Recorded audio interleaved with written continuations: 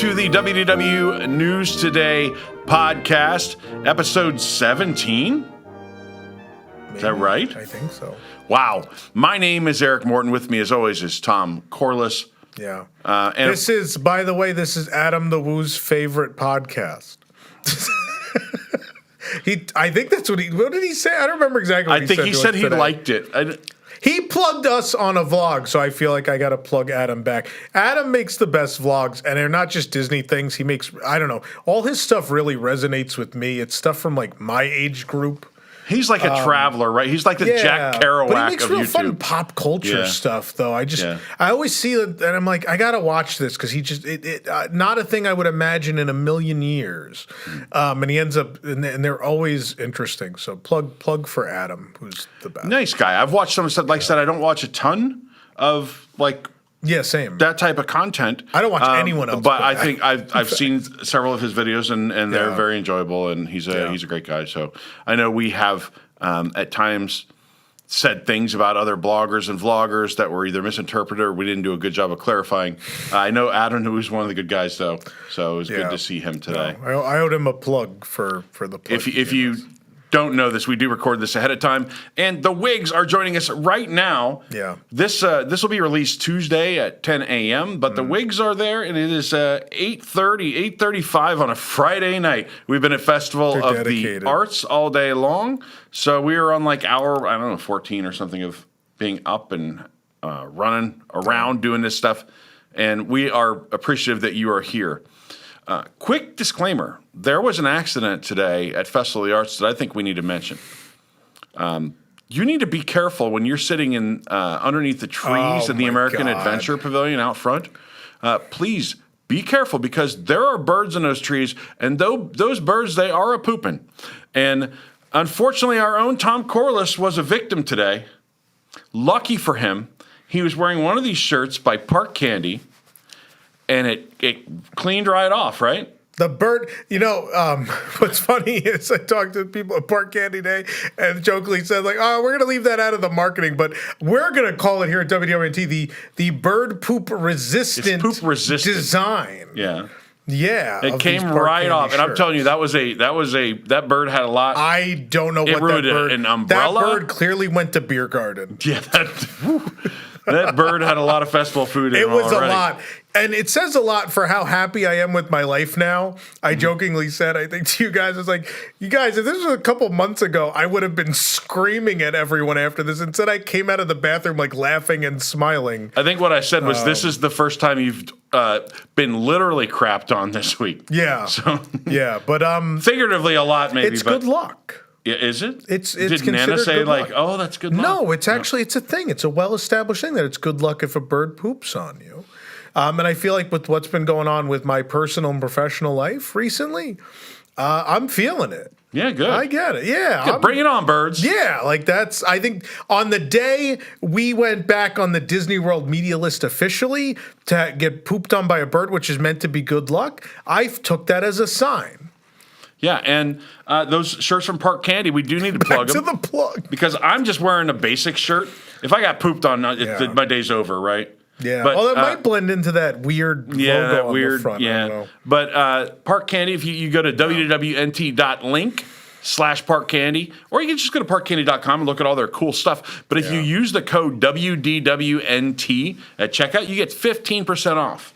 So they have skirts, and they have shirts, and they have bags, and they have all kinds of merchandise. Check it out. Cool little tags there. Yeah, you're not going to be able to zoom in too much on that tag. I can't find it. Tom's shirt is kind of inspired by Figment. There's a little hidden. Oh, he's upside down. He's inspired by some kind of purple dragon. Inspired that. Inspired by Figment. You could say inspired by. It's fine. And Epcot. And I wore this to FOTA, and it's a great I love they're super comfortable. I like for this Florida weather. They're amazing. And today was all over the place, right? It was cold in the morning, and it was hot later, and I was comfortable in the shirt all day. I wore a hoodie all day, and you'll see on the video I was it was pretty warm by the end of the day. I was like, oh, man, why did I wear a hoodie? When it was raining, I felt pretty smart. But, I just got back from Kansas, and it was freezing cold, and I bought a hoodie. I'm wearing long pants, which I never do. You never know what's going to happen. Someone said embrace being the villain, said Archer09. I used to in my younger years, but eventually it really weighs on you after a while. And I kind of like it, though. I kind of like when you embrace it. Yeah, I like that Tom too sometimes, but I'm at the point where like I've lived that to the fullest extent. Like I have been the rebel with a cause, like to the highest height you could be, and eventually I'm just like, I don't care if people like me or hate me at this point. But I think that this episode, though, a lot of people have asked for this to get to know us a little bit. Oh, that's know right. We changed the topic. I didn't know we changed the topic. Yeah, we changed the topic. So we're going to get to know a little bit about who Tom is, who Eric is. Oh, my God. And we're going to go all the way back to the beginning and try to figure out how this all happened. How do we end up here? Because people ask me... How did I ruin so many people's lives? People ask me all the time, how did you end up doing this? And I'm like, I really don't know. Do we have enough time for you? Because... Let me tell you something about Eric Morton. So when we're in the park and we are doing stuff, people spot us and they come up and they're, I love you guys. I love the show, blah, blah, blah. Mm-hmm. And inevitably we'll ask, oh, where are you from? And they will say where they're from. And no matter where they're from, at some point, somehow, Eric Morton lived near them. And I don't know been how. Been there for work. No, I don't know how. You have the story and like local haunts and everything for every place people have ever brought up to us. So I don't even know where to begin with you. I don't know. It goes back a very long time. So just like you, I have a long story. Yeah. And we'll dig into it today. Okay. Do you want to talk about any candy or snacks or anything first? Because people are here for that, There's a couple people that hate that we don't get into it. The entire episode is nonsense. We're going to get so much hate from people. They're going to be like, I thought this was about Disney, this podcast. You guys are just talking about yourself, stroking your own ego. I don't know that it will necessarily reflect well on us to dig into our past. Probably This is something our audience asked for. We've been asked a few times, a number of times actually. Where did you guys, tell us about your background? Where did WDWNT come from? The genesis of that. How are all these people connected? And it's this could go real long, or we could just be kind of brief about it. Yeah. But let's start with you, Tom, because we have, we know you're from New York. Everybody knows that. Yes, everyone knows. And the Bronx. Mm-hmm. Is that you were born in the Bronx? Yeah. And then did you live in the same house your whole life? My parents are still in that house, yeah. And no siblings? No siblings. Only spoiled only child? Got everything you wanted for Christmas? Yeah, but what's funny about that is then, I worked real hard and started my own company and so I think I don't know why, but I always wanted to keep busy and do stuff. I know there's so many people who are only child and they kind of take stuff for granted, I think. And I think that's I'm not saying everyone ever, but I think the generalization people make about only children is, oh, you're spoiled, you get everything, and then you pay for that later in life because you expect things to be handed to you. I don't know why, but for some reason I never expected that, and I wanted more from life, and yeah. It's worth pointing out you are quite a bit younger than me. People don't know this. How many years? I think about 15 years younger than me. Yeah? Yeah. Okay. So, you grew up in a slightly different someone era. came up today and they're like, oh, I like the old stuff like you. My first trip to Disney World was December of 1971. And I think because the way I talk about old Disney World, people assume I'm much older, and also I look like this. So, anyway. I also was not born in 71, yeah. And so people bring that up, and I'm like, I didn't go until I was a very small baby in December of 1988 was my first trip. And even then, I was very young. What's funny about, I think I was born at the last moment you could be born and have experienced almost everything in the history of Disney World. I think if you are slightly younger than me, you start to miss things because things at Disney World really start to close when I'm like, 4 or 5 years old. Right. That's when we start to lose things. So I'm lucky in that I got to see, like, I have a vague memory of Mission to Mars. Right. I have a vague memory of 20,000 Leagues Under the Sea. Several of those things, like, I got to catch the tail end of them. If you are slightly younger than me, you might have missed a whole generation of stuff. So your first visit was in '88, though, to Disney World. Yeah. You actually, I didn't visit Disney World until '89, Oh, despite wow. the head start in life I had on you. When in '89? It would have been spring break, so Okay. probably March. All right. So So we're celebrating 35 years of you in Disney World. yeah. Yeah. Now I went to Disneyland multiple times before then, Yeah. as a very young kid and then a pretty young kid.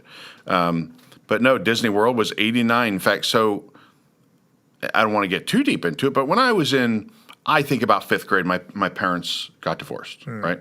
And it was a situation where my brother, sister, I have an older brother and a younger sister, and we lived with my mom, and we would see Dad on weekends. And Andy and Hillary were musicians, and they were into all those type of things. I fancied myself a jock. I was playing soccer, I was playing golf, I was playing baseball, I was doing whatever I could, right? And my dad did that. My dad followed sports like I did. My dad, understood that's who I was and what I wanted to do. So at this point in 9th grade, my dad says, I've accepted a job to move to Florida. And when he told me that, I said to my mom, I said, look, we have, like many families that go through divorce and things like that, we'd moved into kind of like a smaller house than I had grown up in. And here's my brother going into college, and I'm finishing 9th grade, which in Lawrence, Kansas, where I grew up, was junior high at the time. It wasn't even, 10th grade is when you start high school. And because they only had one high school in this town of 100,000. So high school was it 3 years then? High school, yeah. It was okay. I think technically, if you were like a really remarkable athlete or something, you could play on the high school, basketball team or something like that. Like you were considered a high schooler, but you were physically located in junior high, right? 7th, 8th, and 9th grade was that. So here I am in 9th grade thinking, I'm going to miss my dad. Nothing against Mom, but here we're in a smaller house. My brother's going to be a freshman in college. Yeah. I'm going to be starting high school. We're going to be sharing a room, and it wasn't just the logistical things. It was things with my dad. And I said, hey, by the way, I was kind of a juvenile delinquent too. I got it during that time period. I was getting into a lot of trouble. Leading up, probably more like 7th and 8th grade, I got into a lot of trouble. And I said, I would like to explore the idea of moving to Florida with Dad, right? Yeah. So Dad's already in Florida at this point. So my sister and I come down for spring break, and it's my trial run to see if I like it. So Dad's got to pull out all the stuff. So we go to Disney World, right? And he lived in Tampa at the time, so hour and a half away or something like that. Yeah. But I mean, it was an indelible moment going to Disney World for the first time. I remember so much. We just went to the Magic Kingdom. I remember so much about that visit. More than I remember about Disneyland. Now, Disneyland is weird because I went there for the first time when I was 2, and again when I was probably like 8 or 9. Okay. And I have indelible memories of walking from Pirates of the Caribbean to the Haunted Mansion. I have memories of loading into Big Thunder Mountain and hearing a guy screaming, "There's wild dogs in there!" and thinking like, "Wow, what kind of ride is this?" I remember all these things. I remember them. I remember them actually dropping the rope on Main Street at Disneyland and saying "Do not run, and all of us sprinting to go to Space Mountain. Yeah. So I remember all those things, but yeah, you did beat me to Disney World. You were there. Now you probably don't remember as much as I do from your first visit to Disney World. I don't remember a damn thing from the first several. Yeah. I've told this story before. My first actual memory, bar none, and it's funny because it applies to what I ended up doing for a living. My first memory of anything at Disney is my father holding me over the Splash Mountain construction walls. And I remember vividly the point it was at was structural steel. When it's layers, the levels, right? It's boxes on boxes, essentially. I vividly remember Splash Mountain looking like that as I was held over the construction walls. Wow. You do, it's worth saying, and you said this before, but you have something of a photographic memory. Yeah. And I'm not surprised that you remember that. It kicks in around there, yeah. Yeah. How photographic are we talking? Good student in school? If I applied myself more, probably. So I went to a private Catholic grammar school, which all of the people on my mother's side, the Pinto side of the family, went to. It was called St. Clair's. It's in the Bronx. And it used to be, I don't know if it still is, but it used to have a reputation that it was a very strict school. Yeah. Obviously being Did you wear a uniform? Catholic. Oh, yeah, absolutely. Yeah. Like a tie? Green blazer, tie. Did you wear the little hat? No hat. But also, like almost everyone on the Pinto side went to that school when they were kids in the 50s and 60s. Yeah. And then I went in the 90s. It was still, and by the time I went in the 90s, a lot of the teachers were still there. Specifically, the nuns were Did they still whack your there. knuckles with rulers? They couldn't do that by the 90s. My mother and her family absolutely had that done to them. They were hit with the ruler and all that stuff when they went there. Many decades earlier. So my aunt went to, I don't remember exactly how this story plays out, but I have memories of being told my aunt had nuns that would crack her on the knuckles when she wrote with her left hand. Because back in those days, you would have to write, they made everybody write with their right hand, right? And the left hand is the devil. So she would then write with her right hand, but write mirror images of all the letters. So I went through that because I'm not ambidextrous. I just do a lot of things with my left hand and a lot of things with my right hand, and there's no reason or rhyme to which one. But I write with my left hand. And I remember at one point when someone was trying to make me make a choice, so I wrote my letters with my left hand and my numbers with my right hand. But I didn't have any nuns, so I don't know where that came from. But with the nuns, I heard they were still very strict when I went to school there, but obviously no physical punishment was doled out. Is it like no physical punishment was doled out, or like wink, wink, there was no physical punishment? No, actually none. Because it was you couldn't. It was the 90s. That was long. I think in the early 80s they started. But so in the 90s, I was in the Marine Corps. And I went to boot camp at Parris Island, which is kind of a mythological place, right? And absolutely, you're told the drill instructor cannot touch you, they cannot hit you, they can't do it. Yeah. BS. That was a wink-wink thing. That's the Marine Corps. It's not grammar school. You're comparing the Marine Corps to, I mean, in the 50s, they might have both been similar. But later, no, I mean, the Marine Corps, I'm sure they could still hit you, but not at the Catholic school at that point in the 90s. So grammar school, that's like what, through 6th or 7th grade or something? Through 8th. Through 8th grade. 8th grade, and it was boys and girls. Okay. And in high school, is that private too? All boys Catholic high school, Salesian High School in New Rochelle, New York. What's with are the public schools really bad in the Bronx? Is that, or your family was just conditioned to go to private? Great. Catholic? My father's side, they all went to public school. But I think like the dream of my parents was that their child would have a better life, right? So my parents lived poor as dirt, right? So, like my mother tells all sorts of crazy stories about how little they had, and my father has similar ones. But what's interesting is that they tease my father for weird stories, like they got enrolled in some program where you went to live with like other families in the summer. They were families that like were thinking about having kids. Essentially, it was a way for them to like rent a kid for the summer. Really? And so my father ended up with like this rich family, and they like bought him anything he wanted and whatever all summer. And meanwhile, the other kids in the Corliss family, like they ended up working on like a farm with horses. Like I was gonna say, I picture the best deal. I picture like Long Duck Dong in 16 Candles when he like lives with the host family, and all he talks about is like, oh, I pushed the lawnmower when Grandpa's hernia is acting up and all that. You have a kid to do all the chores. But funny enough, they both families had 5 kids, and both families lost their father very young, or my mother and father both lost their fathers very young. My grandfather on my father's side was shot and killed in a bar over protection money. That he owed?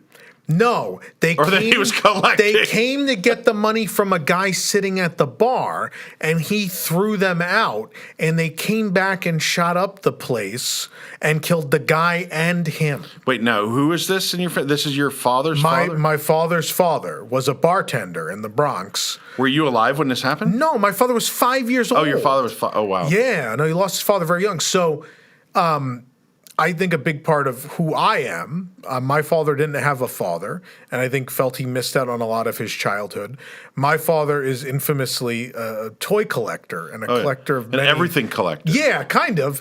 And I think a big part of that is he missed out on his childhood a bit.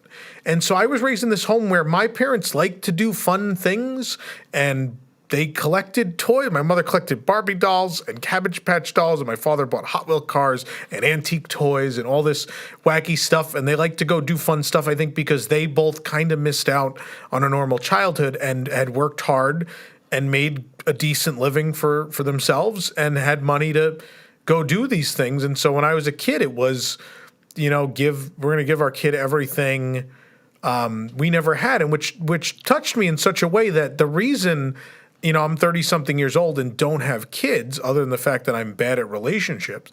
But otherwise, the reason is because I've always felt like if I can't give a kid the life I was given, my parents gave me everything I could have possibly wanted. And if I can't be that kind of parent, if I don't have the bandwidth or the capacity to give a child that kind of life, then I don't think I should probably do it. I was a Gen X middle kid, so nobody even knew I existed. So that's rough. Look, I have loving parents and all that kind of stuff. Yeah. But anyone who's Gen X that grew up a latchkey kid will tell you, in particular, probably being a middle kid. Yeah. Like, those were. There's this TikTok you always see of the guy going like, "Oh, you Gen Xers that talk about drinking out of the hose." He looks like they're all stupid. He's like, "Was the sink not an option?" And they're like, "I'll take this." They're like, "We weren't allowed in the house." That was Gen X, right? Yeah. So you're a little bit behind that, but Gen X was like, yeah, we were feral kids. We were raising ourselves in the street. Yeah. And I would come home from school and I would dig through to find some kind of snack to make and watch a little TV, and then mom might get home at 6 or something like that and cook something, or we might have already cooked something for ourselves. It's just kind of a different type of existence. But, when I moved to Florida, things were a little bit different. It was that my family dynamic changed. I was, no longer I guess I was still kind of middle-ish. I had 2 stepbrothers, but they were already out of the house at that point. So it was like, then I was kind of an only child, but sort of it was a weird situation. Yeah. I was brought then in the family I moved into Florida was my dad got remarried. We moved to this town called Brooksville, which is very small, kind of rural. It was a big deal when they got a Taco Bell. Very beautiful part of Florida. But a big adjustment. I was from Lawrence, Kansas, which is a college town, right? Yeah. I grew up, half my friends' parents they hyphenated each other's last names when they got married. They were kind of hippies and very, kind of very progressive. And I knew kids with weird names and kids from all these countries because their parents were professors at KU or whatever. And I come to this place in Florida where they think I'm backwards, and I go, they're like, "Oh, where's your farm?" Or inevitably, if you're from Kansas, they make some Wizard of Oz reference. Yeah. And I'm like, you guys are 10 times more backwards than anything that I ever saw in my town growing up. So it was a big adjustment for me, but there was a lot. They kind of were religious and the kind of religious where you go to church multiple times a week. That I was already someone who was into a lot of stuff. I was always into things. I was into sports. I was into music. I was into whatever. So I'm in the choir. I lettered in 4 sports. Whatever got me out of the house and kind of got me out there, that's what I was doing. I was in a smaller town where I could kind of spread my wings and do all these things. Where I grew up, you better pick one thing and you better be good at it. And I moved to a town where, there was more opportunity for to do all the things I wanted to do. And I wanted to play soccer, but you know what? I wanted to run cross country before that to get in shape for soccer. And then, I'm captain of the soccer team, and the football team inevitably recruits me to be the kicker, And then in the spring I'm playing golf, and it was all to kind of get out of the house, stay out of the house. Again, it's a Gen X thing, I think, where we were all kind of self-raised. Then we were the opposite. I think we were the indoor generation. Yeah. I what's funny, I think I made up for it later in life. I didn't get into any trouble whatsoever in my younger years. So I would say I was a good student until like 6th grade. And I wouldn't say I was particularly popular, but then I figured out that I was kind of funny. And so people realized that, and I kind of became a little bit of a class clown for a bit. And my grades slipped with that, but I made a lot more friends. Probably not for the right reasons, but I made more friends. And so that was kind of 6th through 8th grade was kind of like that. And then when I got to high school, I think St. Clair's was so strict and advanced. St. Clair's, you worked basically ahead. That was the other reason my parents wanted to pay for me to go there, was because you kind of were going to be ahead of everyone else. It was a good start. So when I got to high school, like I remember all my freshman year classes just being like, we did this already. I know this. We did this. And I was like looking at people, I was like, why don't you guys know this? And so like the first 2 years of high school, I felt like I was already ahead of everybody. And so grades were good. And I managed to do that through all 4 years. And I got a scholarship to college. I went to Iona College in New Rochelle, New York, which was nearby. I could have I got into Fordham University. I decided I didn't want to go to Fordham because I don't know, between the area and the program and expectations of going to Fordham that seemed like a lot. And Iona gave me more money to go there. And again, like my parents already paid a lot for me to go to, I went to a private grammar school, which wasn't cheap. I went to a private high school, which probably was only slightly more, but still cost them money. And then, college was going to be expensive. And so I was like, I have this, they have a pretty decent program for journalism and broadcast journalism. Iona College. You'll hear about us in March Madness once every 4 years. We get knocked out of the first round of March Madness every 4 years, basically. Did you live at home or did you go live? I lived at home. Okay. Because it wasn't that far. I took the Beeline bus up to New Rochelle and took it back every day. It was a nice short little ride. And so I lived at home. But the nice thing was my parents were like, basically because I got a free ride for the most part. Yeah.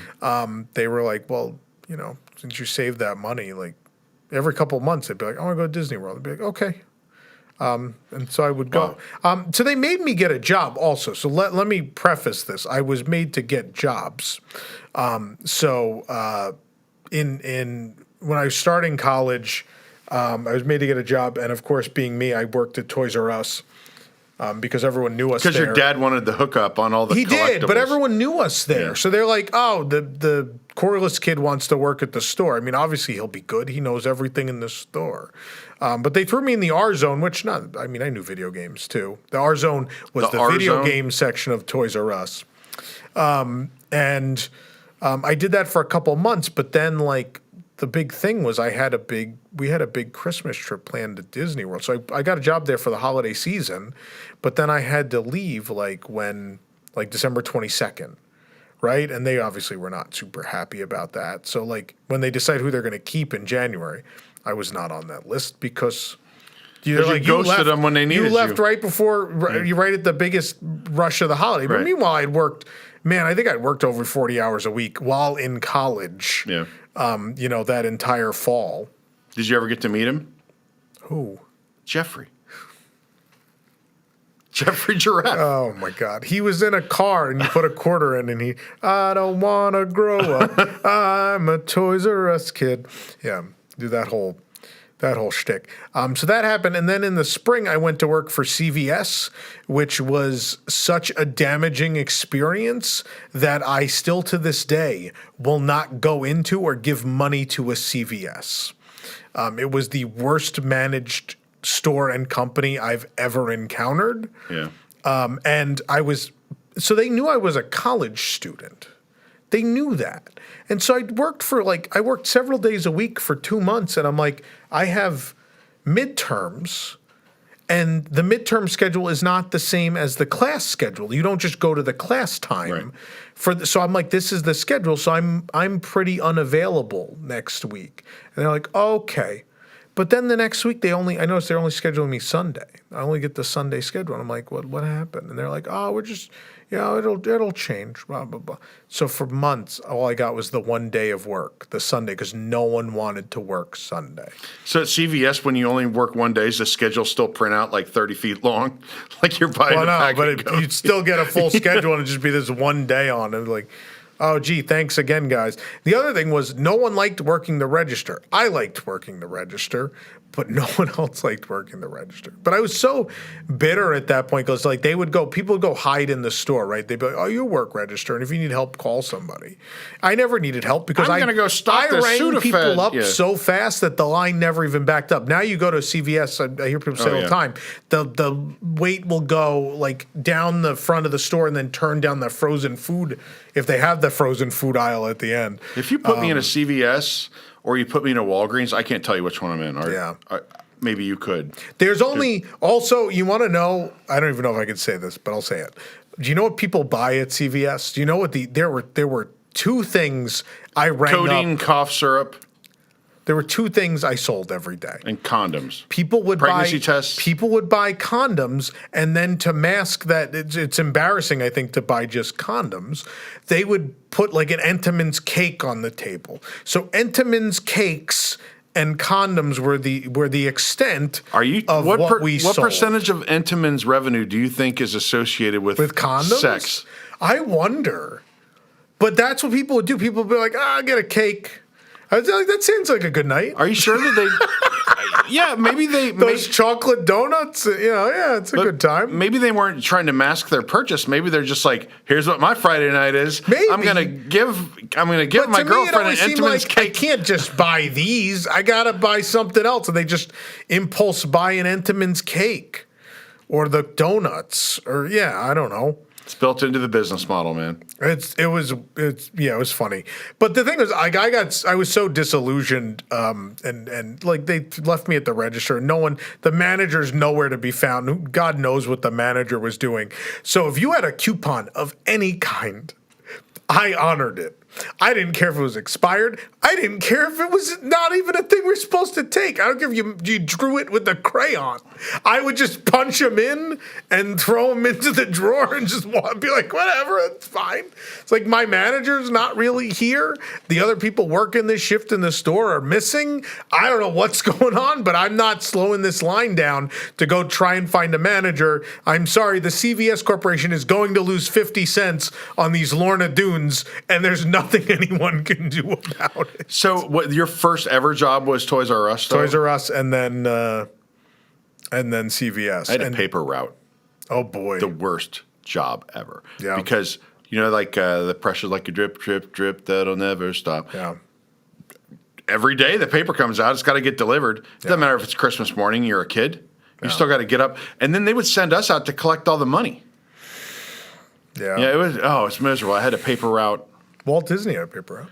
Then in high school, or right after. What newspaper? It was called the Lawrence Journal World. Oh, I was like, not the Kansas City Star. I was getting all excited that you delivered the Kansas City Star. No, but then I remember I had a job one summer at Rack's Roast Beef. It's kind of like an Arby's type of deal. I wasn't old enough to run the meat slicer, but I could do a lot of other stuff. That didn't go real well. I remember I drew the line at when I had to go dumpster diving because someone threw their retainer away. Oh. Let's see. Oh, after high school, I worked for the Tampa Tribune as a stringer, a correspondent. Oh, okay. So basically, they would pay me to go to like high school basketball games and write a 3-inch this school nobody cares about, beat that school nobody cares about, and here's the like a box score. Yeah. But that was really cool when there was like a tournament, those holiday tournaments where you could do like 10 games a day. You got paid decent money. It wasn't bad. Yeah. And when then newspapers made money, yeah. Yeah.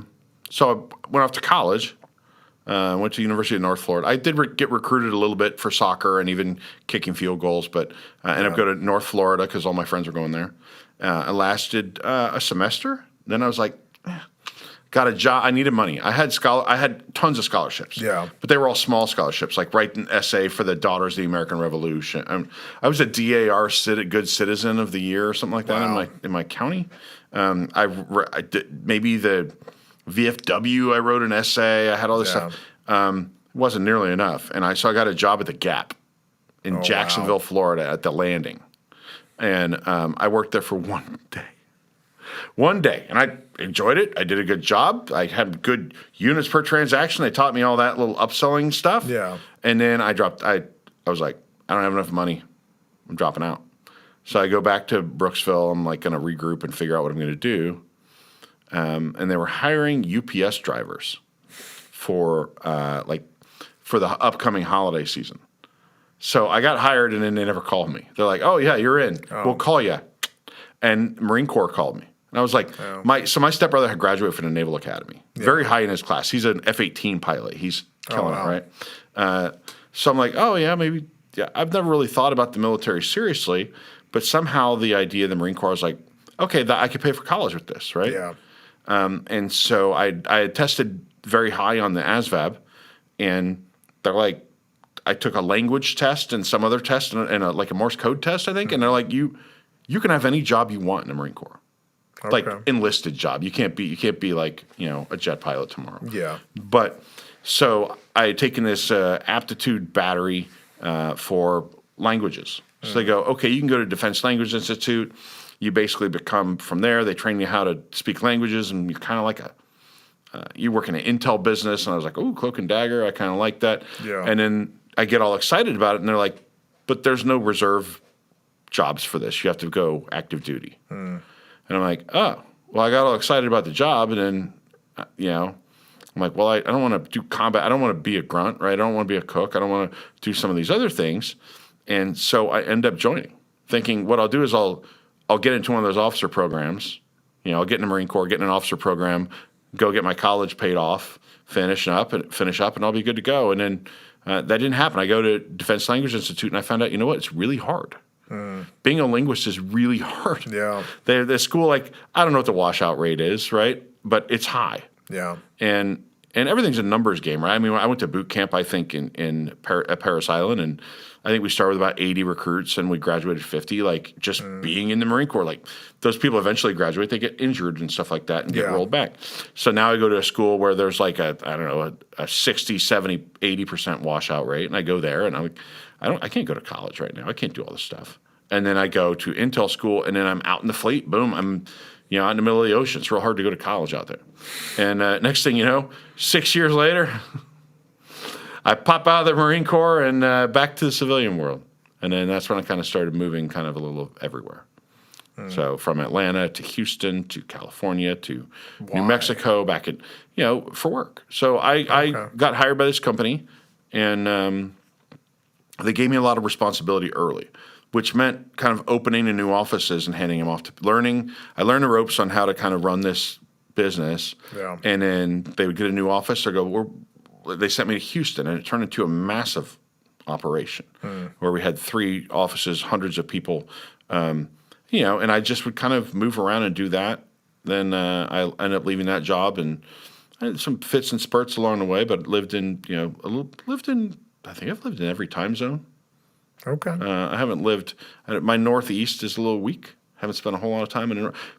I did for work. I was up in the Northeast a little bit, but not New England. A lot of New York, New Jersey, Philadelphia area, Washington D.C. But we talk to the WIGS because.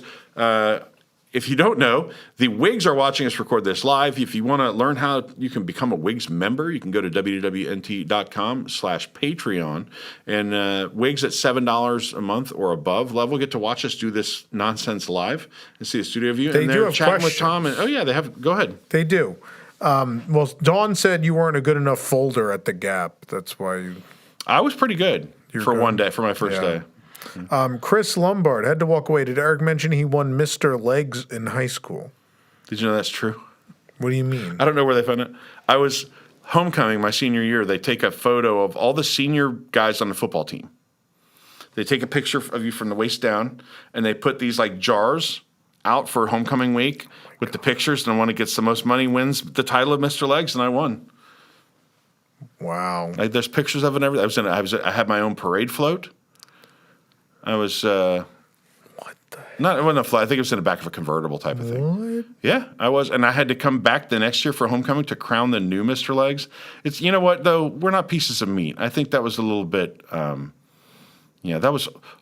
That was a long time ago when those things were more appropriate than they are now. I feel objectified now.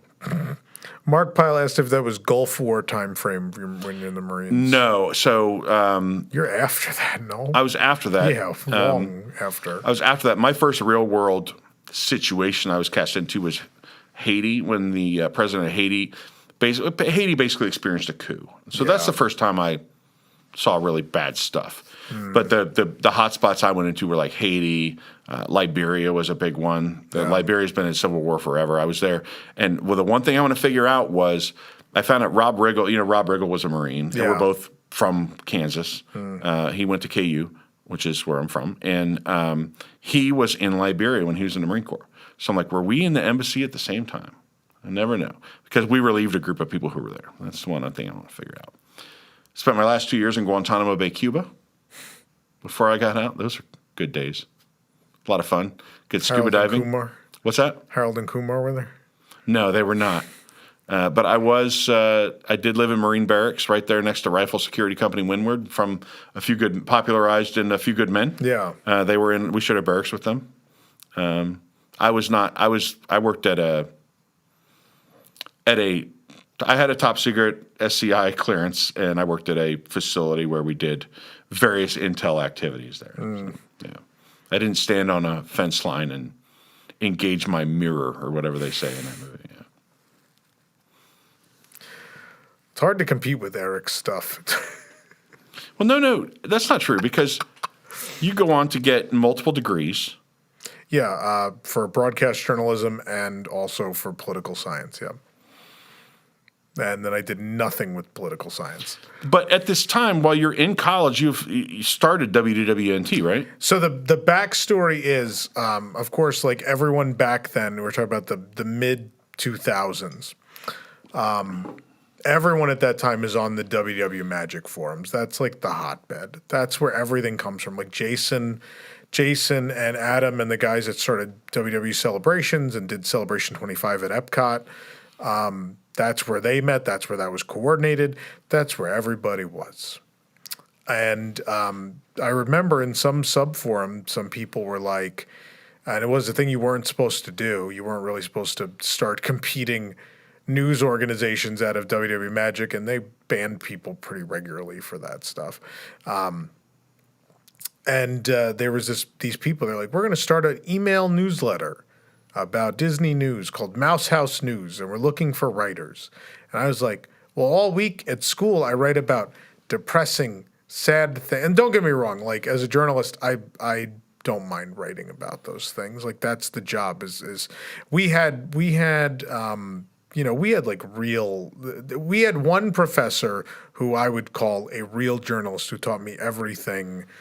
So much of the ethics we've applied here in like our situation with Disney when we were kind of quote unquote at war with them and stuff like that. So much of that is what I learned from him. Like he worked at the New York Times. It was like he was the real deal, and it was very much like you have to make the world better and fight for be the voice of the voiceless and this and that. And it was a lot of that. And so like I liked writing that. You're stuff. Like, but I kind of like writing about new cupcakes that came out. Well, no one was doing that yet. But at the same time, like I was looking for something to do. I was bored, kind of. I don't know. I was bored, and so with my free time, I was like, well, what am I going to do? And that just sounded interesting. Be able to write about Disney World and people read it. I thought that was interesting, and so we started doing it. I remember like the first newsletter had 120 subscribers. And then, it kept growing a bit every week. At the top of the newsletter, it'd have the number, and I was excited about that. I was excited that it was growing every week. Right. The page counter thing? Because you have the No, when they emailed it, they listed the subscriber count at the top of the newsletter. But all these people contributed these different things. But clearly, I was the person doing the most. My stories were longer, and it was clear I had probably more park experience than a lot of the other people. Right? I'm not saying the other people did bad work. There were certain people that wrote good stuff, but I ended up being the top piece, week after week for the short time that thing existed. And then very abruptly, which is what happens, right? People start these things thinking this will be fun, this will be really cool. And no one understands the amount of time and effort and energy that goes into any of this. I think that's true because everyone looks at it when they talk to me oh, that's a dream job and all that kind of stuff. And I mean, look, it has its ups and downs. It is Friday night at 9:20 p.m. We've been at Epcot all day for a festival. You have a 6 a.m. flight to Disneyland. It's work. It's a first world problem, but it's a job, right? It's absolutely a job. And anything, no matter how much you love it, is a grind, at some point. So I know look, I'm not saying woe is me, but it's all a grind, no matter what job people have. I think that's a problem that when I interview people that want to come work here, I just let them know, hey, before we get too far down this road, this is a hard job, right? You're going to be a reporter. You're going to go to a parks. You're going to be hot. You're going to be tired. You're going to go to your car thinking you can finally go home at the end of the day, and then boom, we're going to say, actually, this new thing just dropped at Disney Springs, and you're going to go, oh, crap, the parking garages are full. That's going to take me forever to go. You know what I mean? You smell the barn. There's a lot of that. People think it's going to be fun. I can't tell you, look, in the course of the 16 years we've been doing this, there are hundreds of people who have tried to work at this company. Yeah. And hundreds of them who failed miserably, and all different varying degrees, right? There's certainly people who tried and failed, but there were people who I think came in with an expectation that this is they go to Disney World 5 days a week for work. That sounds super fun. No, you're not going to go on rides. You're not going to do this and that. Either there are absolutely worse ways to make a living, but you ain't. There are high expectations, number one, because we have an incredible reputation we built over time that we're going to be the first to things and we're going to be correct and we're going to give you the full story and we're going to give you more than anyone else gives you. But we'll go down that rabbit hole later. We've jumped ahead a bit. I've taken editor-shifts before, though. Yeah. And it's not my primary job around here, but every now and then I know enough to be, to edit and publish on the site. And I don't think there's anybody who's done the job for any length of time that hasn't taken a shower with their phone in their hand, making sure they don't miss anything. I will tell you how many times I jumped out of a shower while it was running because news broke when I finally was able at 1 or 2 in the afternoon to finally leave the desk all morning. I didn't get to shower in the morning or anything.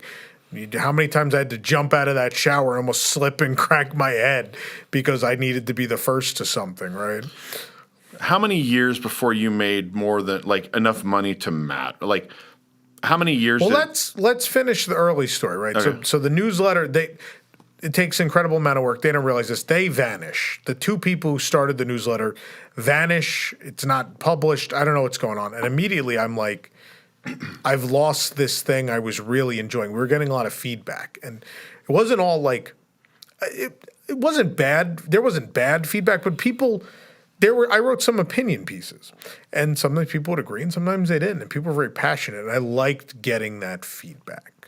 People back then were more civil with feedback, too. It wasn't like, you're an idiot. It wasn't like, this guy's a shilling. It wasn't any of that stuff. It was all very much like, we ate there last time, and this, and this were really bad. I'm surprised to hear you say this. I really think this is better. It was like an actual conversation, which was fun. That was interesting. And I was like, I like writing these things, and then people get really into it to the point at which they feel the need to be part of it, where they want to respond and have the dialogue, and I like that. And so immediately I was like, I don't know what do you need to do a website? How do you do that? Like, what do? You get a hosting company, and you get this, and you get that. And I have no training. I don't know anything about this. And so I asked, I wasn't working at the time. So I never. Because CVS was only giving you every Sunday. CVS was, the CVS had just ended before the newsletter started. And so my mother and father were happy that I was doing an extracurricular thing that was related to what I wanted to do for a living, right? So I was writing. And so I said, basically, I was like, I want to do this as a hobby also to work on my writing, which is what I'm going to school for. And my parents were very supportive of that. And they footed the bill, the hosting and the domain and all of that. We would not be here today. I mean, obviously, you could always say, we wouldn't be here today if it wasn't for my parents because without them, you can't be made. But the truth is the company, without their support and their financial support for many years, WDWNT doesn't exist because I didn't have anything else and it didn't make money forever.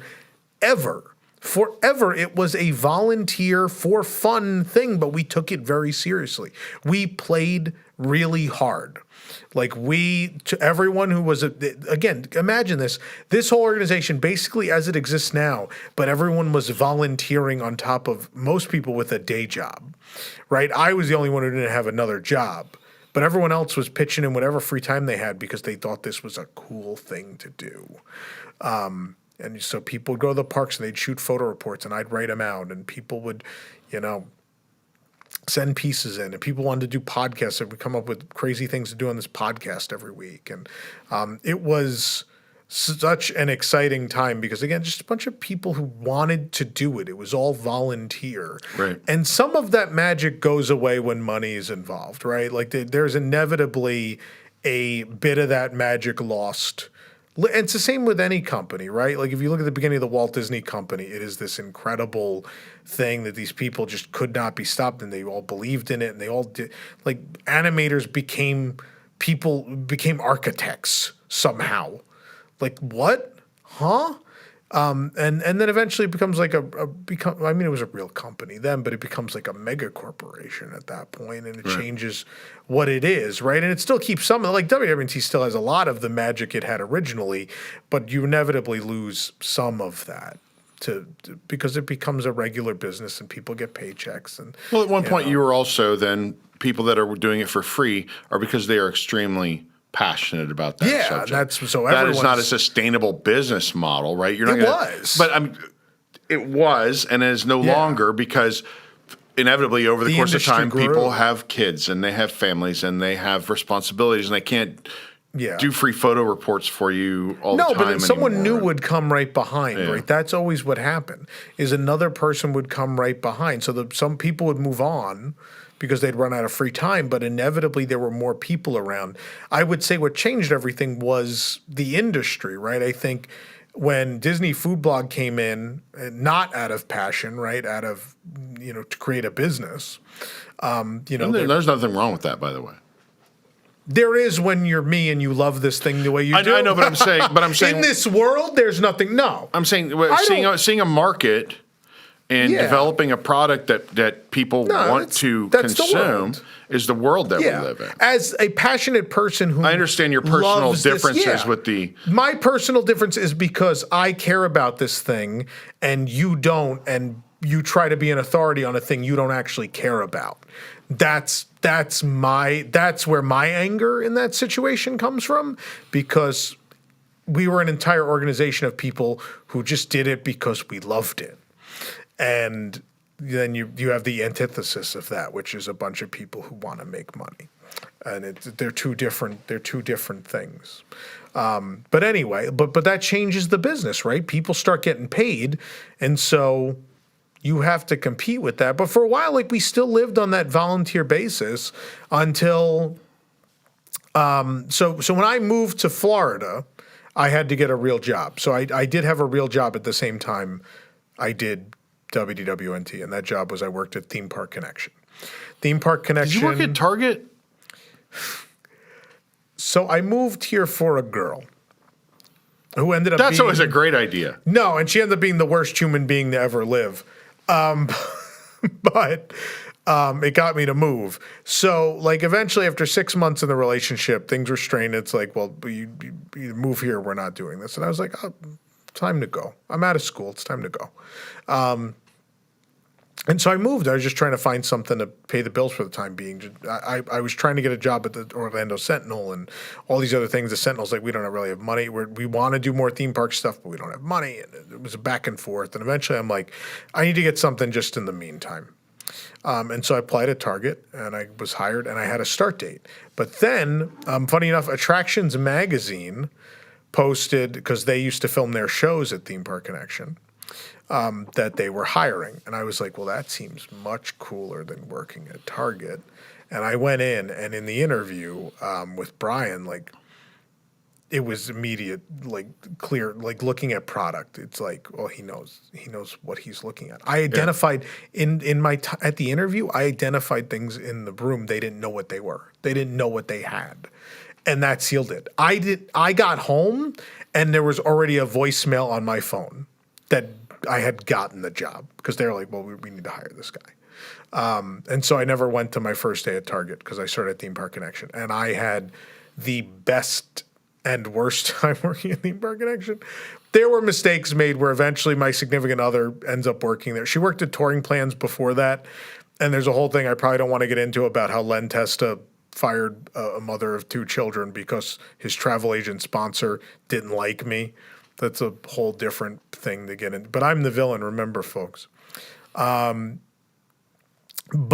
then she needed work. And so I went to Brian, and, like, I'm running the show at that point because I identify everything that comes to the door. Like, I've proven that I'm invaluable to the organization.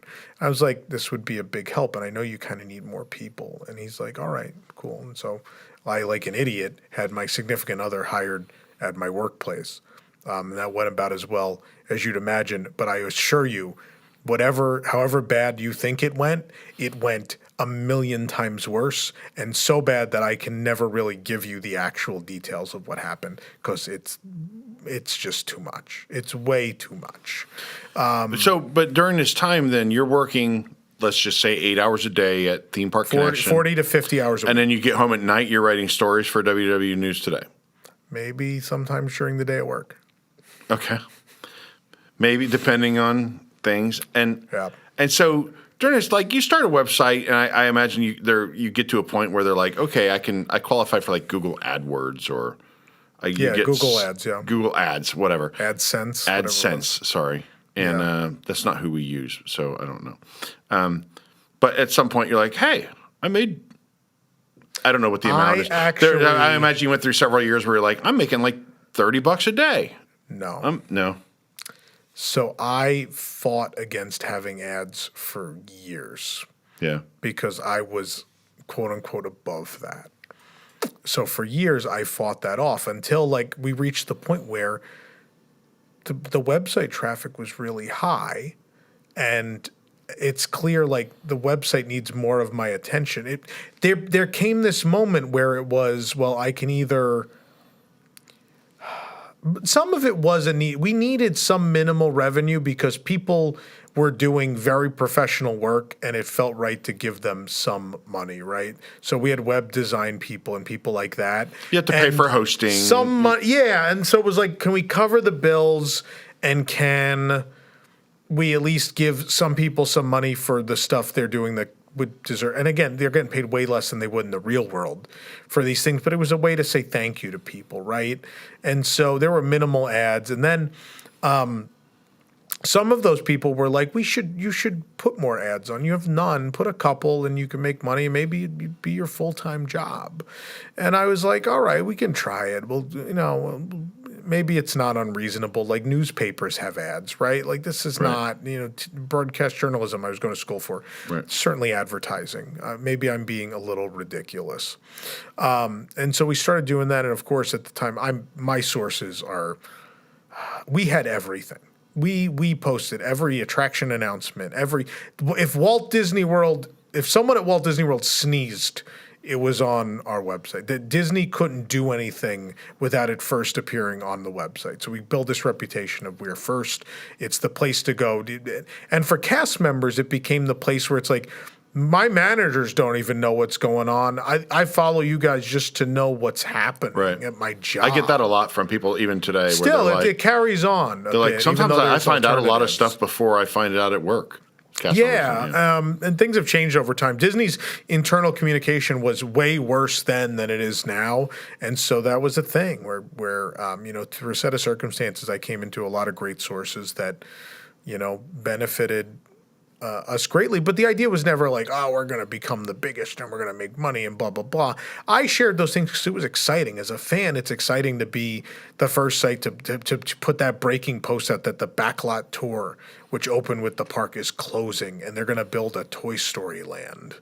To come on and be like, Maelstrom's going to close forever for a Frozen. Well, these are all things that, the first place anyone in the world found out about them was our website. So that was a crazy, wild, and exciting time from like 2013. That kind of starts in 2013 and lingers on for many, many years through the Chapek years. But yeah, so it starts to take off. And at Theme Park Connection, it's clear to them that it's taking off. And so it becomes like it's clear you're being pulled in two directions. We need to figure out what you're doing. And so I met with Jason and Patty, who worked here at the time. And it was like, well, I was like, there's enough money where I could go full time. There's just enough where I can go full time and pay my rent and make enough to live. Just enough. If you guys are okay with that. I didn't want to just say I'm doing it because I founded the company. Right.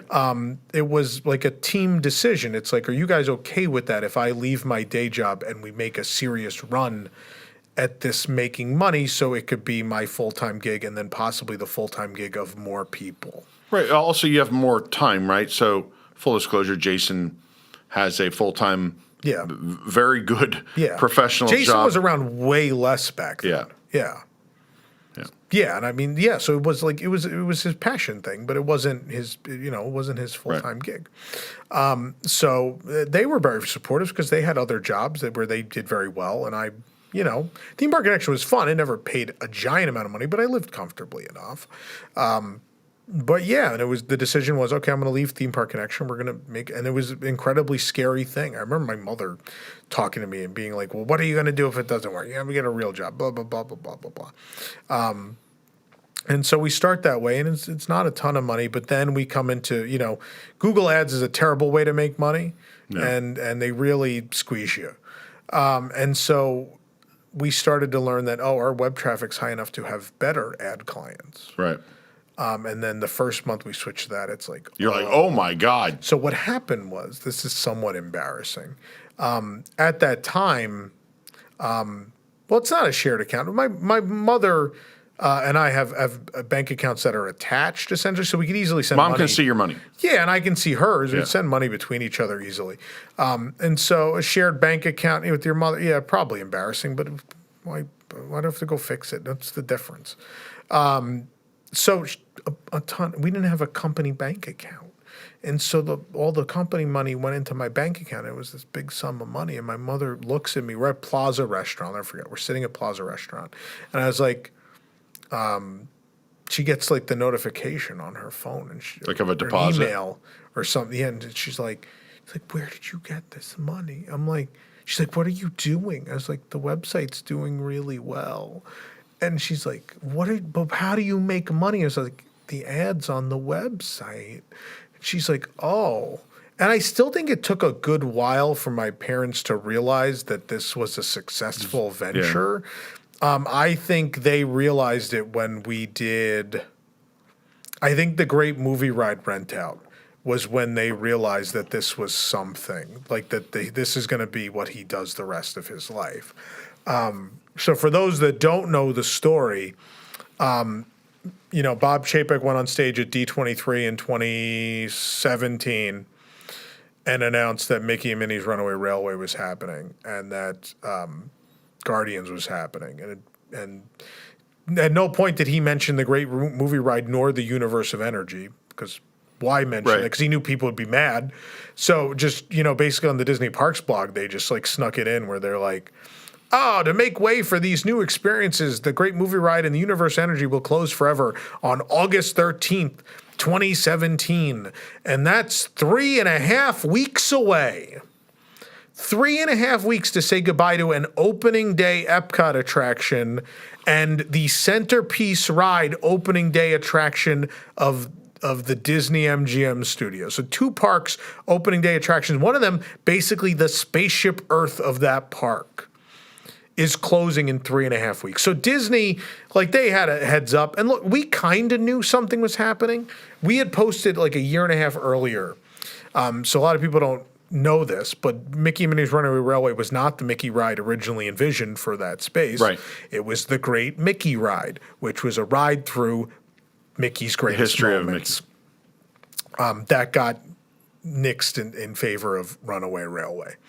And so Runaway Railway was a surprise to me. I had not heard about that because Mickey Ride was happening last I had heard.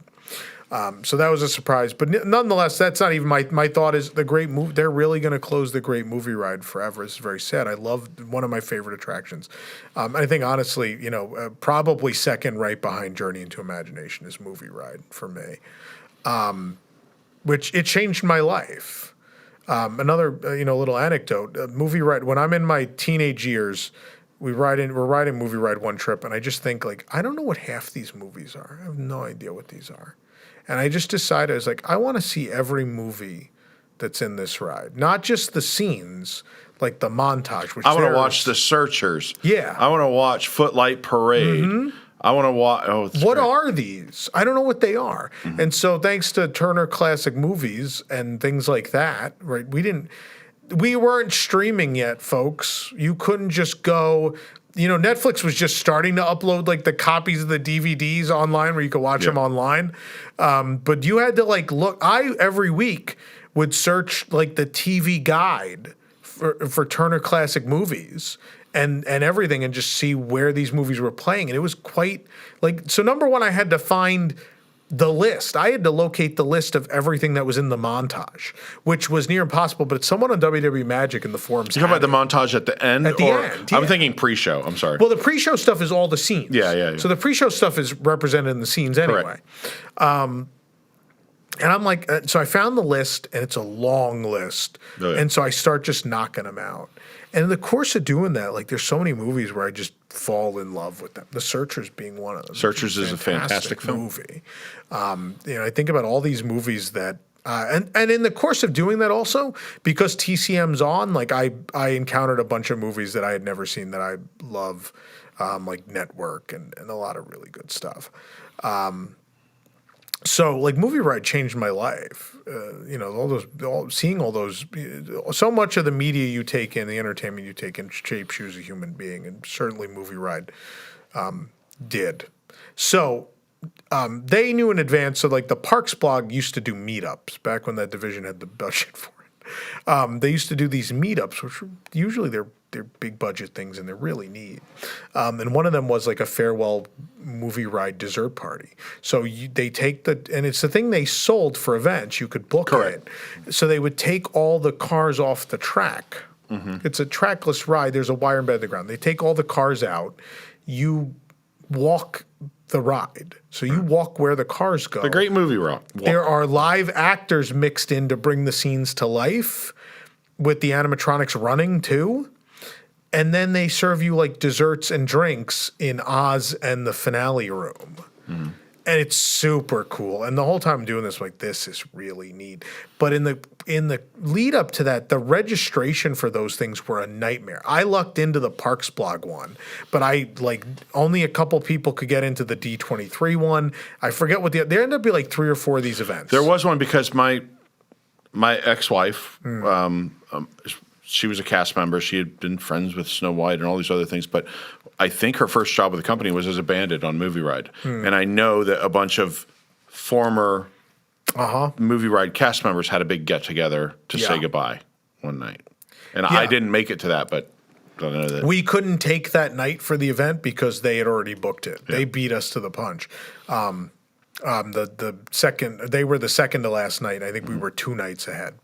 But long story short, the registration is a nightmare, and there are thousands of people on the internet complaining that they don't get to do this big farewell to the Great Movie Ride because the registration was so limited. The D23 website was a mess. All the usual Disney registration problems occur. And so I'm sitting there, and I think I pick up the phone and call Jason, and I go, you can rent independently movie ride for this thing, right? He's like, yeah, it's on the like events website. You can do it. And I go, what if we did it? Like, what if we rent it out somewhere during that last week or the second to last night? What if we rent it out and give these people who missed the opportunity the chance to buy a ticket and go to it, right? Because we were doing well, but we weren't doing well enough to foot the whole bill. Like, I couldn't just pay for it and let people in for free like Parks Blog. I couldn't do that. But we could front the money. Can you tell me how much you paid? It was 30-something grand. 30-something grand? For like 3 hours or something? I'm trying to remember if it was 250 or 500 people. It might have been 250 people. I think it was 250 people. 250 people. Yeah. 30 grand. Yeah. So it was wild. So we reach out to Events. And at this point, Events is working with us. We've done several things with them. Right. We've done a lot of cool things with them. And so they start going through the process of booking it. And suddenly it becomes, we've been asked to run your event through public relations and public affairs. And I'm like, I'm just someone trying to rent out the ride. Why is it going through public relations and public affairs? And it's because we are who we are, right? So it gets run through them. And it's taking a long time. And we're running out of time, right? They're trying to slow play. I need to collect $30-something thousand by such and such date. And days are going by where so public affairs signed off on it. If I learned anything from movies in the 80s, you throw a wild kegger to raise the money at the last minute so that you – I'm sorry. So public affairs after like 3 days, public affairs runs it through. They're like, that's fine. Mm-hmm. Public relations is like sitting on it. And we're at like the Friday – it's the end of the week. I forget how many days ahead we are. We're not a ton of days ahead of the due date of the money. And public relations waited until 5 o'clock on the Friday to finally sign off on it with these weird caveats. What were the caveats? The caveats were in the marketing, we could not say the great movie ride. We couldn't say where the event was. We're having an event for people who love movies and attractions about them, but we can't tell you where. Yeah. So that was caveat number one. Number two was no live streaming is allowed. We're not allowed to live stream from the attraction. And I forget the marketing. There was all sorts of weird marketing things. And so they finally, we have all these caveats, but we can do it. So what's funny is while we're waiting, we knew what was happening, right? I was already at odds with the PR department then. I want to separate that from people now. We're not in the same place. So a lot of people are different, and even so, again, there's some trouble in the past. Very different circumstances from today. And so we start getting ready because we're like, the second we can do this, we need to hit the floor running. So Jason builds the registration page and this and that and blah, blah, blah, blah, blah. And so what we did before we even got the approval from PR, because we knew, so here, actually the thing that saved us was I had tweeted, when I ran the idea by Jason the first time, I tweeted, if we were to do this, would you be interested? And we got thousands of people responding. And we're like, well, people would pay. And we're like, if it was paid, would you come? And people were like, yes.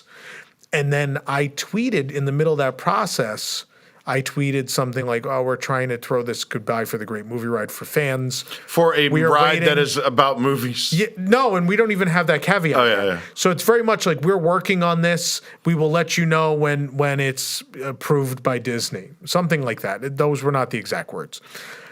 I think because of that tweet, they looked at it and were like, well, he's going to go, if we deny the event, he's going to publicly go announce that we denied the event. Right, they spiked it. We're going to look real bad. Yeah. And so they're like, we have to let him do it. What can we, if we give him these caveats, will he say no? And they tried to come up with a bunch of caveats thinking I would say no to the event. Yeah. And then they gave them to me, and 2 seconds later I responded with, "Go. We're good." And then, so what's funny is we knew we were at that point where PR had to PR. We were waiting for the PR approval. We started selling tickets. We started selling tickets. You have to. Earlier in the Friday behind closed doors. So if you were I started messaging people I knew privately were interested, and the people I felt were the biggest champions of it. So even some people I'd never met before. I know Jeff's out there somewhere. The great guy. Jeff was like, me and my friends will be there. And he was the one who convinced me. He was the first person to say that and convince me. And so I felt indebted to this person. Every time I tweeted about it, I saw Jeff's name come up. I was like, I owe this guy. I'm going to DM him and tell him, if you want to buy your tickets first before they sell out, here you go. Yeah. And he's really, really great guy. So, we started selling tickets, and we got the approval, and it was time to rock and roll. And we sold out of the event in, I think, about a day and a half. 250 tickets, which were priced at several $100s each.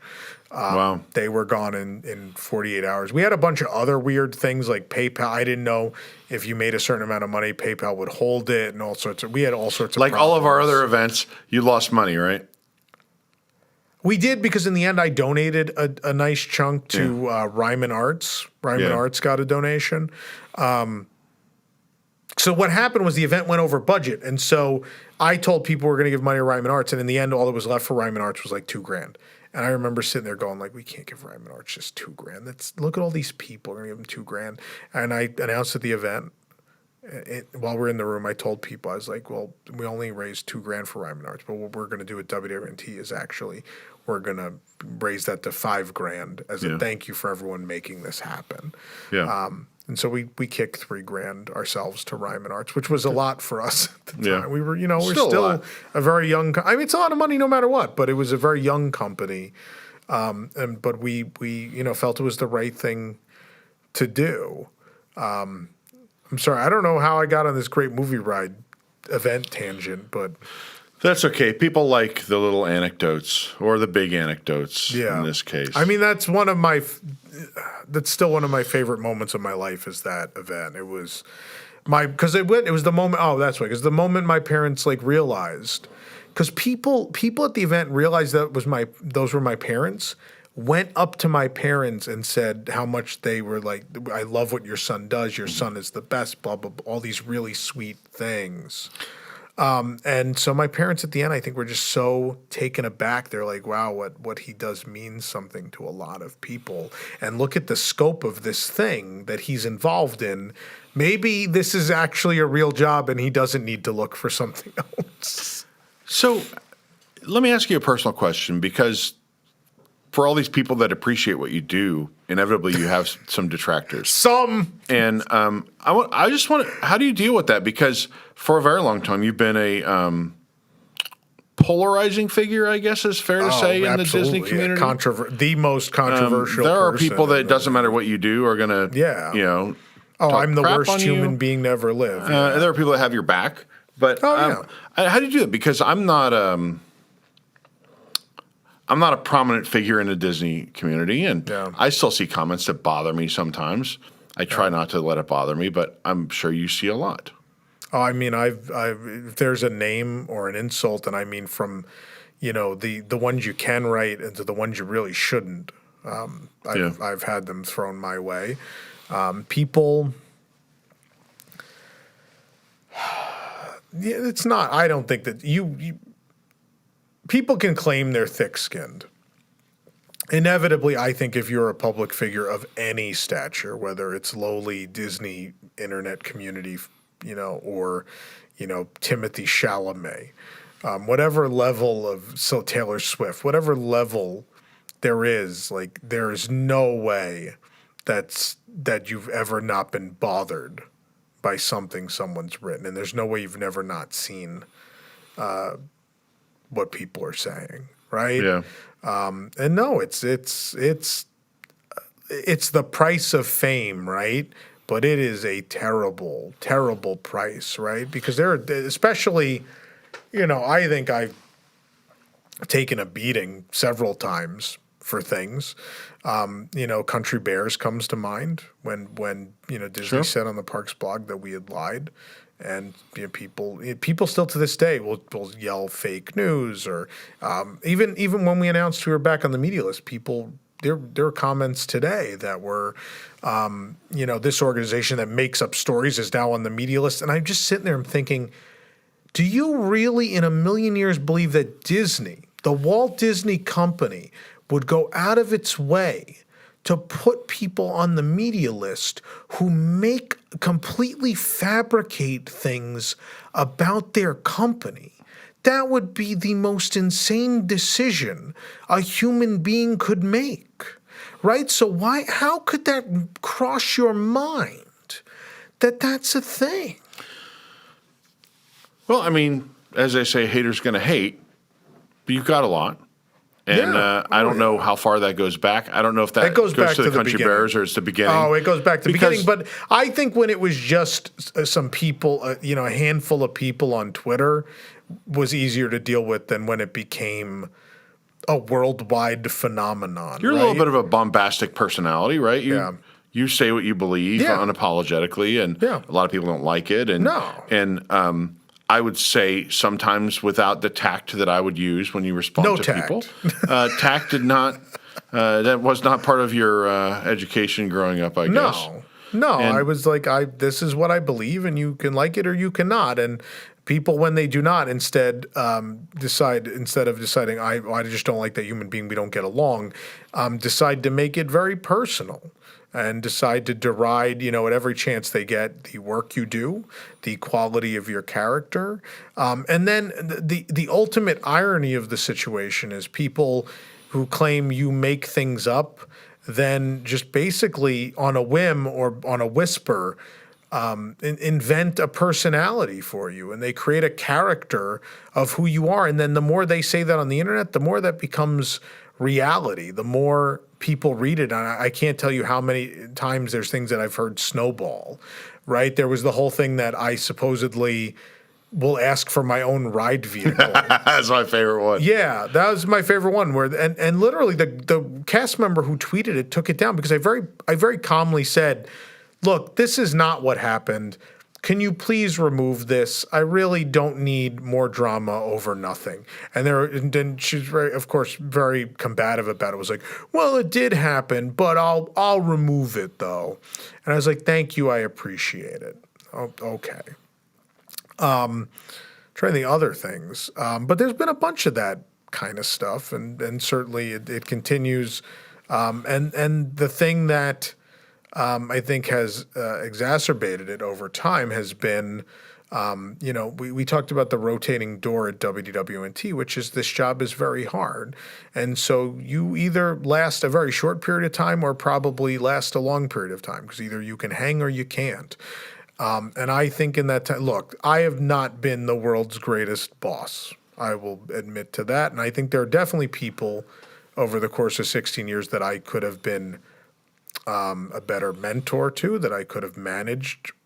Well, look, in a I more think some of these skills and attributes that make you very good at creating something are not necessarily things that good management skills of people. Managing people is completely different from being good at creating a website. I'm not comparing myself to Steve Jobs. I want to point that out. Yeah. But Steve Jobs, a great example, right, where he was an incredible mind, but famously was held a to pain in the deal ass, with. a bad person. Yeah. But I will tell you, I spend a lot of hours thinking about that. Right. I mean, in the heat of the moment, I can be very difficult. Yes, but I do spend a lot of hours. I've worked for you for over 3 years, and Eric, you could be a tremendous pain in the ass. Probably wrongfully so many a time.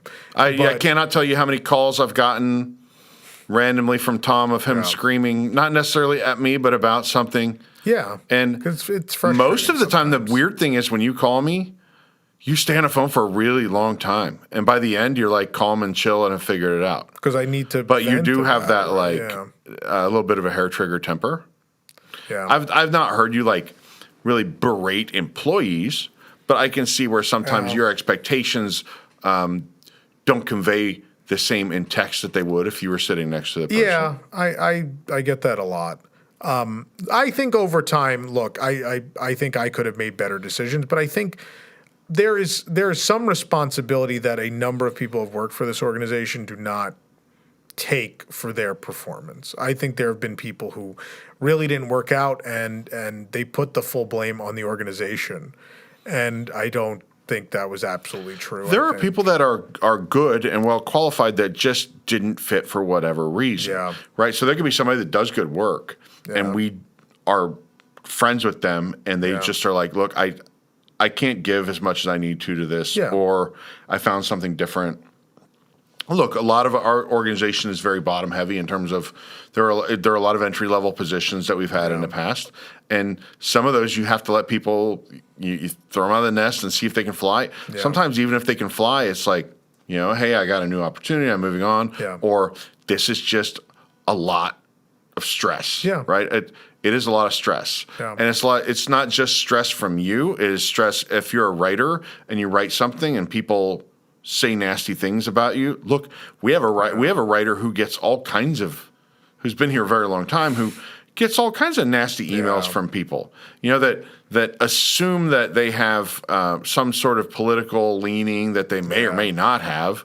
Because if you're looking for stuff to be pissed off about, you're going to find it no matter what. Yeah, like when the article is DeSantis picking on Disney, then it's, you're defending Disney. And then when it's the other way around, it's the people say Disney the opposite. And it's like, well, I can't be both. I can't love and hate Ron DeSantis simultaneously.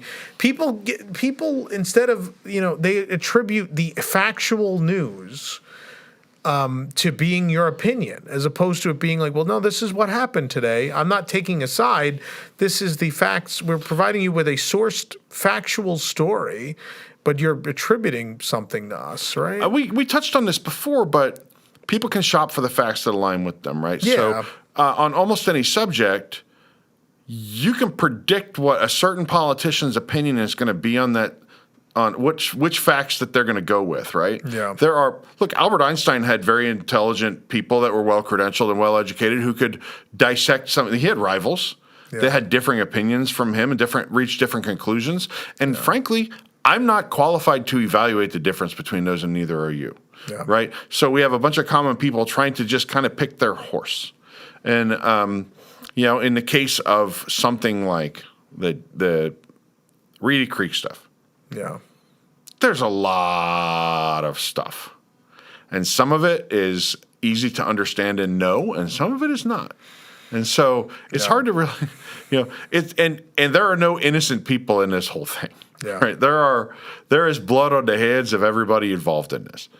And so who you pick almost exclusively depends on your political leaning for a lot of these people. Me being a kind of a centrist, I can see it kind of both ways. But I see things that are wrong that both sides have done. But if you look, what's amazing, but for people to personally attack a writer of a story who generally the stories are fairly unbiased, or they'll write, hey, this is what happened, and we're usually citing a source. Yeah. This is what happened, and they go, yeah, but you didn't cite this source that I found on the dark web. Yeah, and we didn't. What's amazing about WDWNT is if you search the internet, you'll find people will be like, oh, he and the website are racist, but then the next comment will be, they're too woke. They're too woke. Yeah, it's like, well, which one is it? Am I a racist or am I woke? And how can, then obviously we're in the middle. If a bunch of people think we're on both sides, then I think we're actually doing the job right, because it means they can't actually tell what's going on because there is no agenda. They are trying to read into it, but it turns out it leans both ways because it's fair to both sides, whether it's, politics or whatever. But that's the truth of the situation. But the thing is, especially on Twitter over the years. The story will be that one person can essentially just make something up about me, and then people will jump on because it's the cool, fun thing to do. Sure. He's the I'm not going to dignify that with a response, man. and that means it must be true. The mean man. The mean man. Yeah. Well, that's too bad, and we got a little off track of who are you and all this kind of stuff. But surprise, surprise, we got off track on this podcast. Do you know that I had a Disney podcast in 2005? No. 2006, yeah. In the infancy of podcasts. The Two-Finger Point. Oh. And my brother and I had it, and this one I lived in New Mexico. And lived everywhere. The relationship I was in there kind of fell apart, and I ended up moving, and the podcast kind of died, and it doesn't exist anymore. But we were friends with a lot of people that were like in that Disney podcast network, the DPN, went to Mouse Fest a few times, and all that kind of stuff. And then I then was my kind of Disney dark period when I was doing other stuff. But those were the days, the early days of the Disney podcasting. Yeah. So I did do that. I was involved probably around the time that WDWNT was getting its start. I was involved in the podcasting community, if you believe it. I should have started a rival site, and we could hate each other now. You never know. Could have happened. Boy. Should I say how I got involved in the company? I mean, you certainly can. I auditioned. Yeah, for News Tonight. Yeah, I didn't even know the company. Yeah. And my girlfriend said, hey, you're looking for something to do. I talked about like doing a podcast or something, and she goes, you should try this. And I'm like, yeah. You ever get sent something and someone's like, you should. Hey, people used to say, oh, here, there's this new like game show. You should go be on that. And you're like, yeah, whatever. I'm not going to go be on a game show. Curiously enough, I just decided to apply. Like after a couple of days, I was like, screw it, I'll apply. Yeah. I got an email from Jill Diffendahl, and she's like, hey, can you give examples of your prior work doing this stuff? I was like, nope. But I think I was witty enough that it kept her on the hook. Like she kept asking me more questions. And then she's like, well, Tom would like you to come in and audition. So I came in and I auditioned for News Tonight. Back when Jill used to handle some of the hiring Jill emails. kind of did HR stuff. Didn't last long, but. But I remember like auditioning for you, and Colleen was there, and like when I left, they're like, I called Lee, and she's like, well, how'd that go? I was like, well, and I had a full-time job, by the way, at the time, a very busy job, and I was like, well, I would be surprised if I didn't get it based on how it went. And then I immediately got offered a spot on News Tonight, not knowing like, by the way, this is basically a hobby, right? You're not gonna make a living on News Tonight. No, you get paid gas money to get to the studio, right? And then right after, like maybe 3 weeks into me being part of the cast of News Tonight, COVID happened, right? And then some people know this story.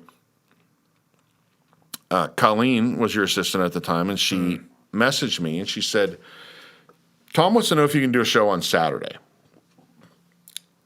Tom has decided we're going to do 2 shows a day live every day until people aren't locked down anymore, right? Until the park's open. Until the park's open again. And she said, Tom wants to know if you can do a show on Saturday. I was like, okay, well, I don't know what I'll do. She's like, you can do whatever you want. I was like, oh, well, that sounds great. So they said, well, what's the name of your show? I was like, I mean, I don't think I need a name. I'm just showing up on Saturday to do a show. She's like, oh, no, you're doing from like 11 to 2 every Saturday. I was like, oh. I didn't realize what I signed up for, so we put in Locked In with Eric Morton together, and that was kind of my introduction to the company, right? As a new guy, then I have a 3-hour show every Saturday where I did whatever I wanted. You can tell who the longer-term WIGS members are because this is a period of time people look back with, and I think myself and everyone in the company now looks back on really fondly. Yeah. And that's referred to as WDWNT Live, which was the parks are closing. What are we going to do? We're going to go on the air a bunch. And so some people are like, wow, 2 shows a day. And so Heather said that. And then Jayware came in and said WDWNT Live was the best. And it kind of was. It kind of was. So I didn't know what I was going to do. Like, what do I do? Nobody knows me. I don't know any organization to loop in and bring them into my show. Yeah. So I'm just going to go live. You're brand new. Yeah. And my very first show was at the old studio, right? I went into the studio because we hadn't started like everybody doing everything on Zoom yet. Yeah. And I open a new show. People barely know me. And we acted out the entire Carousel of Progress. Yeah. With a fake rotating stage held in front of the camera. Like, this is some janky stuff. And we acted out. I would change jackets in each scene. And that was horrible. But everyone was like, oh, this guy will do weird stuff. Yeah. I think I'll watch again next week. And so that it was not the most popular show we've ever done. But I went for 10 weeks. Yeah. For 10 weeks, so over 30 hours of programming. Yeah. And then... Oh, News Tonight was still happening. Then News Tonight was going on. We had the roast, I remember. The roast is still... The roast of Tom Corliss. Billy, put a card for this. The roast of Tom Corliss, if you've never seen it, during COVID lockdown, might be one of the best things we've ever done. It's my favorite thing from that period. I think everyone did... I think it could have been a train wreck, and instead everyone did a great job, and it's actually really funny. Yeah, it is. And so we did that. We did a few of these other things, and at some point then I bought a house, and my job, which my employer was in Tampa, but all my projects were in Orlando, so I was in Orlando constantly. Yeah. And they're kind of going, all right, when you wrap up all these projects in Orlando, which I had 26 large projects. Yeah. And I got them kind of run across the finish line, and they're like, I think they wanted me back in Tampa. And I was like, it became clear that my relationship with my girlfriend had progressed to the point where I was not going to be back in Tampa. Yeah. And so you and Jason basically talked to me and were like, we can give you like a real job here. Yeah. Like a real job where you can, things were getting a bit still own a house here, and I had a lot on my plate, and I think Jason had enough on his plate to where we were like, we could use. We need like a ringmaster. Could help with this, yeah. And that's how I ended up here, and that's been over 3 years now. Crazy. Yeah. Aren't you? You're about to be at 4? No. I don't know. No, I started in 2020. Yeah. Oh crap. That's true. 4 years. Yeah, next month. As an employee, as a full-time employee, 3 years. Yeah. But 4 years with the company. Yeah. That's a pretty long run when you think about how many people that you've seen come and go throughout the years. Yeah, well, I think people usually last 5 minutes or forever. Yeah. It's usually how I feel. 5 minutes or forever is the WDWNT way. But yeah, I mean, it's funny. People are like, oh, it's a toxic organization and this and this and that. And I'm like, why do the people that have been here for so long stay? What do you think's going on here? But yeah. And now look at you now. You host look at me now. Podcast. I wear shorts every day except today. I'm wearing long pants because Lee bought me expensive pants for Christmas. I gotta wear them. They're comfortable. I used to make fun of the kids in their joggers. Now these are like wearing pajamas around. Whatever happened to Axel? Are we allowed to say that? I don't even know. We had. I saw him today. There are people that end up working for the Walt Disney Company, and then when they do, they can't really work here. So so Axel did that, and everyone's still friends. Yeah, so Axel. Yeah, I see him all the time. Yeah, I just saw him. I picked him up from the airport recently when he came back from France. Texted him today. Yeah, great friend. People around. Obviously, Pete used to be around, and I saw Pete several times today at Epcot. So. Yep. You may see me berate him on an Adam the Woo video. I don't know if it's going to make the cut. I don't know if we're going to be on Adam the Woo's video or not. Oh no, Adam will include the plug. I just wonder if he's going to cut right after the plug when I insult Pete. That's what I want to know, if that made it in. We'll have to wait and see. Yeah. And so this tale comes to an end. Well, there's more we could talk about, but we've probably been doing this long enough at this point. It's enough. Well, you have a 6 a.m. flight. Enough for now. I have all kinds of stuff. Yeah. We'll save the sports for the end of the episode. Tomorrow could be one of the coldest NFL games in history, but only if you have Peacock. I have Peacock. You can watch it, so that'll be good. And you won't be here. We can't fight about the Chiefs and Dolphins. No. Best of luck to you. I think I'm actually going to watch it, though, but we'll see. Best of luck to you. I mean that. Yeah, thank you. I'm not saying it back. I don't need love. You guys, Taylor Swift has enough in this world. She's winning all the time. My team has had nothing since 1972. It is our time. Please let us have this. We have so little. I mean, best of luck to you earning it on the field. We can't give it to you. He has so many commercial deals. He's fine. He doesn't need this. Thanks so much for joining us on this episode of the WDW News Today podcast. It kind of went nowhere, but kind of went everywhere and came all the way full circle back to do another where one we of these. are now. We'll do another one of these. If people like Send in your questions. People hate it, then we won't. If people hate it, we'll just delete the episode. We need to do just like Ask Tom and Eric anything. We'd have to do it live, though. No, they can send it in. We can. Yeah, you can send in your AMA. No, let's talk about it. We'll do an AMA. We'll set it up.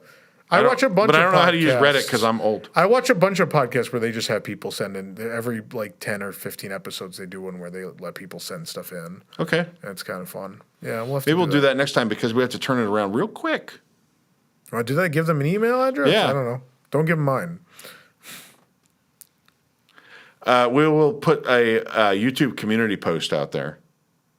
You want to do that? Yeah, that's fine. With an email address for you to Yeah, send there you in. go. All right. I think Jason might have put podcast at WDWNT.com together as a... We don't know. We Wait know. to see the... Look for the community post if you want to ask us. It's all ones and zeros, right? If you want to ask us anything, look for the community post. Obviously, if you're WIGS, you'll be able to ask live during that recording. But if in case you're not going to make that recording, you may want to ask there too. All right. Thanks a lot. We will see you next time on a WDW News Today podcast. We'll see you real soon.